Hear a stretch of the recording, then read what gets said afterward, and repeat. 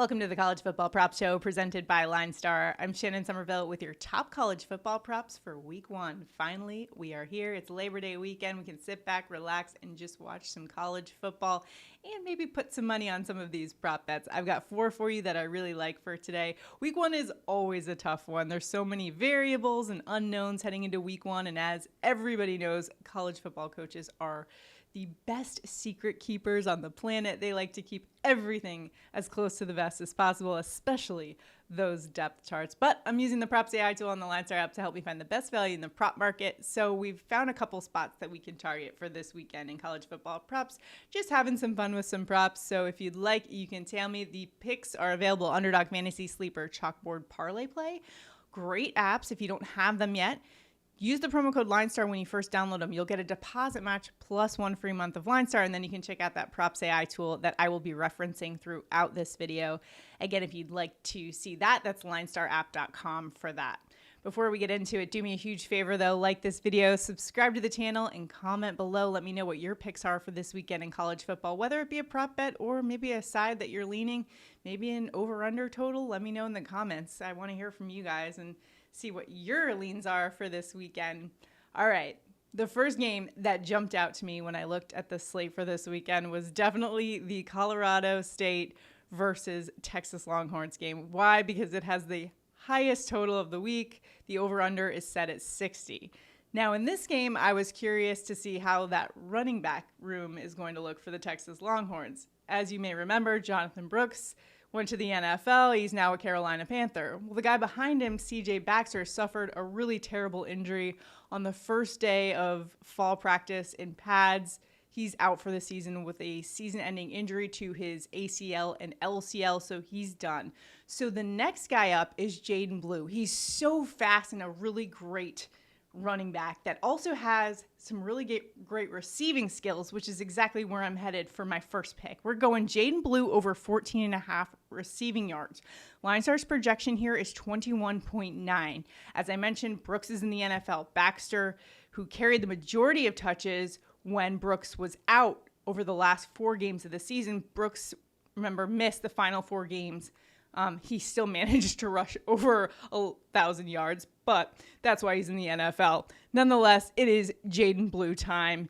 In 3 of the 4 games that Brooks was out at the end of last season, he went over that 14.5 receiving yards total. This is an explosive runner that's got incredible speed. He's a threat in the pass game. I think a breakout season is definitely incoming for Jaden Blue in this one. Now, Colorado State has a pretty good run defense, but they do have a weak secondary, which is kind of why I was leaning towards the receiving prop in this one. Plus, we know that Texas loves to get the ball to their running backs through the air. They find creative ways to do so. And this is a line at 14.5 that someone like Blue, who's such a great runner, can really hit pretty easily. So I'm going to take the over here, 14.5 receiving yards for Jaden Blue. Next up, we're going to the Notre Dame Texas A&M game, and we're going with Notre Dame's star tight end, Mitchell Evans, over 29.5 receiving yards. Now, there's tremendous edge here when you compare LineStar's projection to what the line is. LineStar's projection for Evans is 51.2. The consensus projection also on our side as well, 46.9. So why is there such a disparity here, considering Evans averaged 60 receiving yards per game last year? Well, he had a season-ending ACL injury last year in October, so it'll be just 10 months post-surgery. So there are some question marks about what his workload will look like in this first week of the season. They also have a new quarterback for the Notre Dame Fighting Irish, Riley Leonard, previously with Duke, and they're going up against a pretty tough defense in that Aggies defense.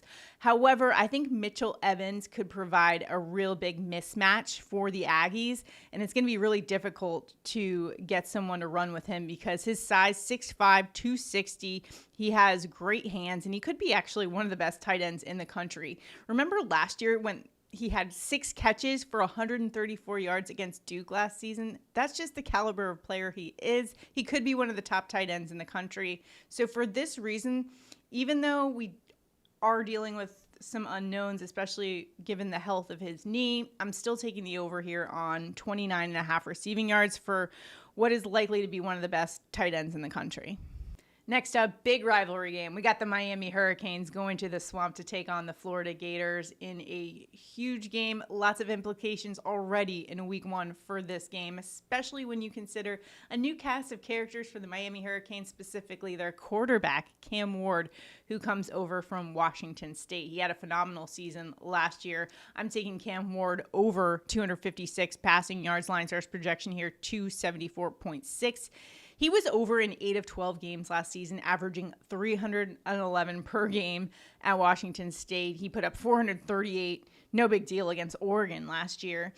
And he did all that without ever having an offensive line that finished mid-FBS or better in pass blocking. And that changes this year with the Miami offensive line, ranked 10th in pass blocking last year. So this will be the best pass protection that Cam Ward is seen throughout his career. Now, Florida is a pretty good defense. They're expected to have a pretty decent secondary.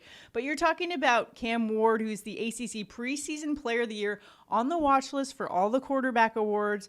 I'm curious to see how he does week one, but I think he gets over this total of 256.5 passing yards, especially given the fact that he's on a much better offensive line in a pretty good system. I think he gets over this. Lastly, the game I am most personally invested in this weekend, that is the Georgia Bulldogs taking on the Clemson Tigers in Atlanta. And as a Georgia Bulldog fan, I'm very concerned about this offense, particularly because we don't have our star wide receiver, Ladd McConkey. He's now with the Chargers. And of course, Brock Bowers, the star tight end, is now with the Las Vegas Raiders. So a lot of productivity to make up for on offense. Definitely have some guys that were taken in the transfer portal, but we are also dealing with a bit of a situation in the running backs room that all of a sudden got very thin. Trevor Etienne was supposed to be RB1 for the Georgia Bulldogs, but he's likely serving a one-game suspension for a DUI he committed over the summer. Behind him, Roderick Robinson, also suffering from turf toe. He had some kind of procedure on it, so he's listed kind of a week-to-week situation, but likely out in this one. But where I think the Bulldogs can turn to is actually that tight end room, even without Brock Bowers. They've got two great guys there, Oscar Delp, and they've also got graduate transfer from Stanford, Ben Urosic. And with Ben Urosic, he was a guy I loved a lot at Stanford last year. So I'm looking at him higher than 10.5 yards for his longest reception. This is a guy who's 6'4", 245, I think can present some big mismatches with that Clemson defense. He was over 10.5 yards for his longest reception in 4 of the 6 games he played last year, 9 of the 12 back in 2022. He's really athletic, has great hands, and hey, the last tight end that played for Georgia was from California was Brock Bowers. He was pretty good too. Ben Urosic has that type of ability though to really gain a lot of yards after the catch and bulldoze his way for more yards. So I like this line here at 10.5. So we're going to take the over on Ben Urosic, the new addition to the Georgia Bulldogs. Hopefully he can help the Georgia Bulldogs get a victory. I'm a little concerned about this one though. Clemson Tigers are going to be tough. This one is going to be stressful for me. So good luck in all of your prop betting endeavors in this one. If you have any questions, drop them in the comments. And if you want to know if the lines change or something and you want to know if we still endorse a certain prop, please let me know in the comments. And if you haven't checked out the LineStar app and that Props AI tool, check it out when you can, linestarapp.com. Good luck in all of your prop betting endeavors. And if you have any fantasy football drafts like I do, good luck this weekend. Enjoy Labor Day weekend with some college football. We'll see you guys next time.